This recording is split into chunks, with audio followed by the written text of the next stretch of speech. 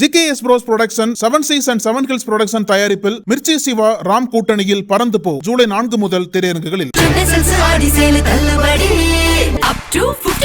சென்னை சில்க்ஸின் ஆஹா ஓஹோ ஆடி சேல். பழைய நகையை கொடுத்து வைட் 11 monthsல அதே அடைக்கு புது நகையை எடுத்துக்கோங்க. எக்ஸ்ட்ராவா ₹1 தர வேண்டாம். Magic old gold exchange.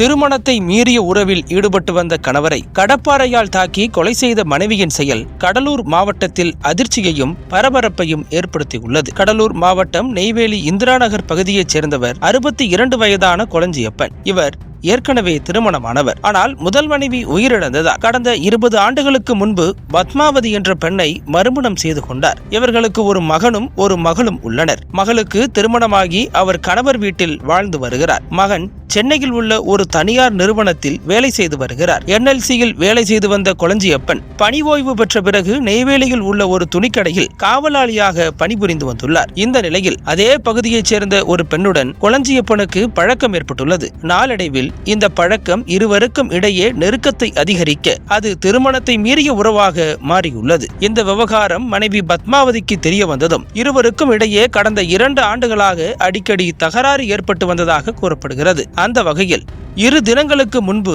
கணவன் மனைவி இடையே இது குறித்து தகராறு ஏற்பட்டுள்ளது. அப்போது அடிக்கடி இது குறித்து கேட்டால் உன்னை கொலை செய்துவிட்டு வீட்டை அவள் பெயருக்கு எழுதி வைத்து விடுவேன் என கொளஞ்சியப்பன் மனைவியை மிரட்டியதாக கூறப்படுகிறது. இதனால் கொளஞ்சியப்பனின் மனைவி பத்மாவதி கணவன் மீது கடுமையான ஆத்திரத்தில் இருந்துள்ளார். இந்த நிலையில் சம்பவத்தன்று இரவு கொளஞ்சியப்பன் வீட்டில் அசந்து தூங்கிய போது கணவன் மீது கோபத்தில் இருந்த பத்மாவதி வீட்டில் இருந்த கடப்பாறையை எடுத்து அவரது தலையில் தாக்கியுள்ளார். இதில் இரத்த வெள்ளத்தில் கொளஞ்சியப்பன் சம்பவ இடத்திலேயே பரிதாபமாக உயிரிழந்தார். விடியற் காலை வரை தனது கணவரின் உடலுடன் தனியாக இருந்த பத்மாவதி சென்னையில் உள்ள தனது மகனுக்கு தொலைபேசியில் நடந்த சம்பவம் குறித்து தெரிவித்துள்ளார். பின்னர் மகன் அளித்த தகவலின் பேரில் சம்பவ இடத்திற்கு வந்த காவல்துறையினர் கொளஞ்சியப்பனின் உடலை கைப்பற்றி பிரேத பரிசோதனைக்காக விழுப்புரம் அரசு மருத்துவமனைக்கு அனுப்பி வைத்துள்ளனர். இதற்கிடையே சம்பவ இடத்தில் ஆய்வு மேற்கொண்ட கடலூர் காவல் கண்காணிப்பாளர் ஜெயக்குமார் சம்பவத்திற்கு வேறு ஏதேனும் உள்நோக்கம் இருக்கின்றதா என்ற கோணத்தில் விசாரணை நடத்துமாறு உத்தரவிட்டுள்ளார். இதையடுத்து பத்மாவதியை கைது செய்த காவல்துறையினர் தீவிரமாக விசாரித்து வருகின்றனர்.